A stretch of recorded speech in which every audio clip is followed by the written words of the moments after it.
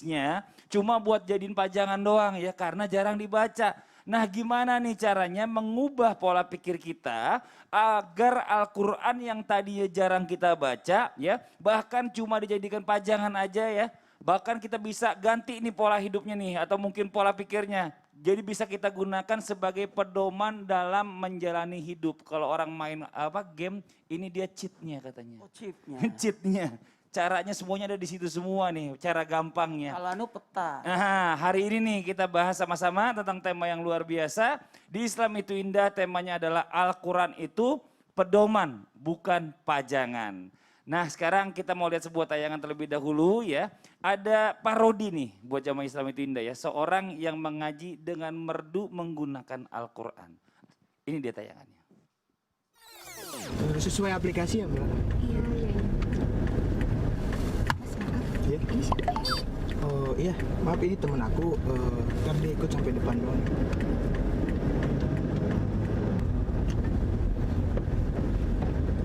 Một ngược mạ nạ mạ, một ngược mạ nạ mạ, một ngược mạ nạ mạ, một ngược mạ nè. Apa sih? Nah,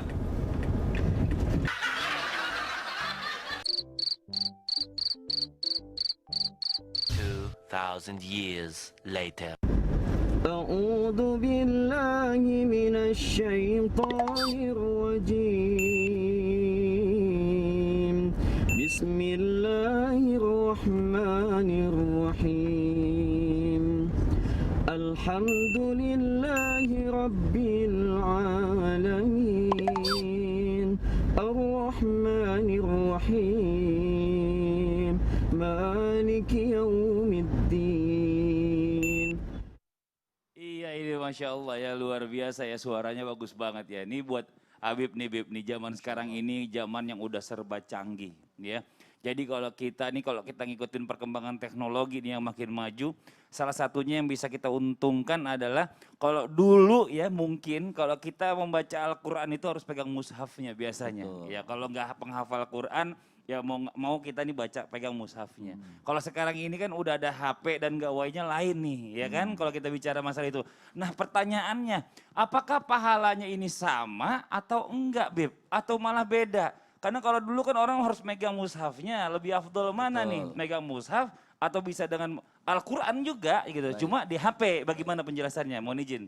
Silakan Bib. Izin Ustaz Maulana, Mas Fadli, Ustazah semuanya. Jim. Assalamualaikum warahmatullahi wabarakatuh. Waalaikumsalam warahmatullahi wabarakatuh. Alhamdulillahi rabbil alamin wa sallallahu wa sallama ala abdihil mustafa al-amin sayyidina Muhammadin nurillahil mubin al-hadi ila suratihil mustaqim dhil khuluqil azim wa nahjil qawim. Allahumma salli wa sallim wa barik alaihi wa ala alihi wa sahbihi wa man sara fi darbih. Amma ba'd. Alhamdulillah. Puji syukur kepada Allah Subhanahu wa taala atas segala nikmat yang diberikan oleh Allah Subhanahu wa taala, petunjuk buat kita, diturunkan ayat-ayat Allah Subhanahu wa taala jalla jalaluhu wa ta'ala azamatuh. Sebelum kita bahas artinya bagaimana ainal afdal, mana yang lebih afdal, membaca Al-Qur'an dengan memegang mushafnya atau dengan HP. Pertama, kita lihat dulu konteks daripada Al-Quran tersebut yang dimuliakan oleh Allah Subhanahu wa taala. Sampai dikatakan oleh Allah Subhanahu wa taala alif lam mim dzalikal kitab la raiba fi. Artinya dzalikal kitab. Allah Subhanahu wa taala dengan memuliakan Al-Quran, Allah katakan dzalikal kitab. Kenapa pakainya dzalika bukan hadza atau dikatakan kenapa dipakainya di sana bukan di sini kalimatnya. Kan dzalikal kitab itu kitab, artinya itu Al-Qur'an ya. Kenapa bukan hadza? Kenapa bukan ini kitab?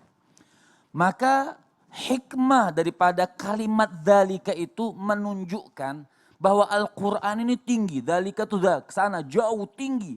Artinya dalam kalimat membedakan dzalika sama hadza saja dalam ilmu tafsir itu mengatakan karena kemuliaan, kehebatan, keunggulan daripada ayat Allah Subhanahu wa taala jalla jalaluhu wa ta'ala azamatuh.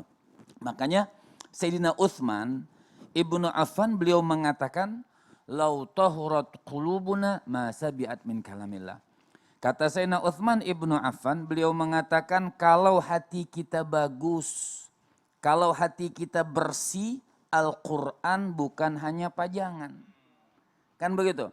Kalau hati kita bagus, kalau hati kita bersih, masa bi'at min kalamillah, kita tidak akan pernah bosan-bosan membaca perkataan Allah Subhanahu wa taala.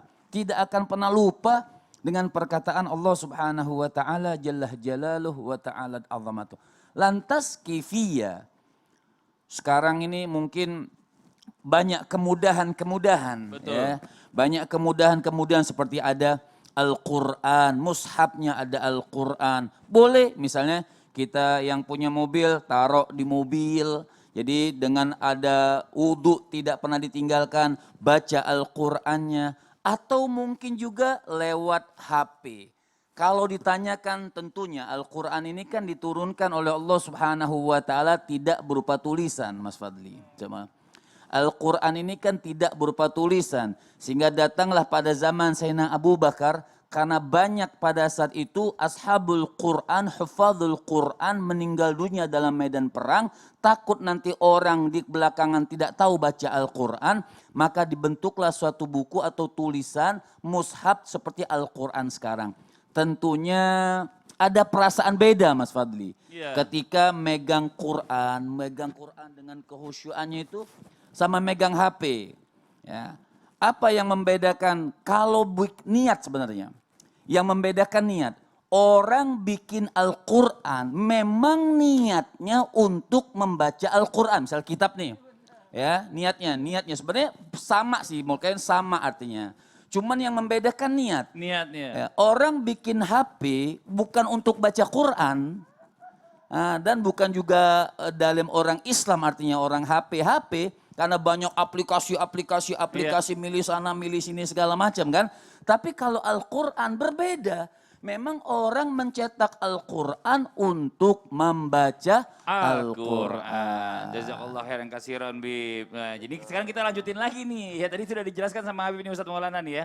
Ngomongin soal teknologi tadi kan udah dibahas pahalanya bagaimana. Memang kalau misalnya kita bicara masalah niat, orang yang megang Al-Quran itu lebih niat banget kalau mau baca Quran ya kan. Dibandingkan megang HP.